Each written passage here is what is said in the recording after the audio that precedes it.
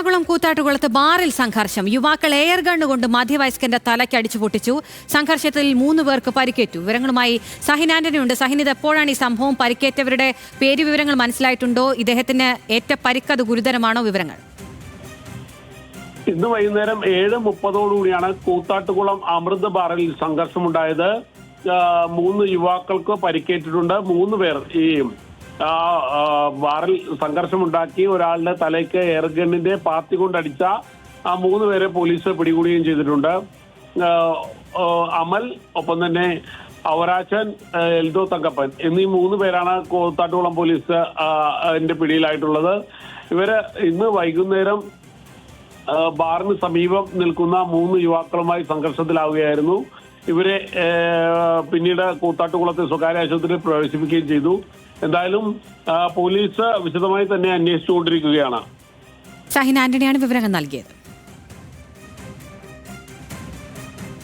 തിരുവനന്തപുരത്ത് പോലീസുകാരന് കുത്തേറ്റു. വലിയതുറ പോലീസ് സ്റ്റേഷനിലെ മനു എന്ന പോലീസുകാരനാണ് കുത്തേറ്റത്. വിവരങ്ങളുമായി അഞ്ജു ജയപ്രകാശ് ഉണ്ട്.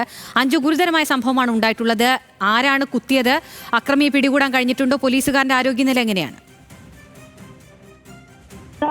വീട്ടിന് മുന്നിൽ വെച്ചാണ് ഈ പോലീസുകാരന് കുത്തേറ്റിട്ടുള്ളത്. ഇയാൾ വലിയതുറ പോലീസ് സ്റ്റേഷനിലെ പോലീസ് ഉദ്യോഗസ്ഥനാണ്. ഇയാൾ താമസിക്കുന്നത് മെഡിക്കൽ കോളേജ് പോലീസ് സ്റ്റേഷൻ പരിധിയിലുള്ള കൊച്ചുള്ളൂരിലാണ്.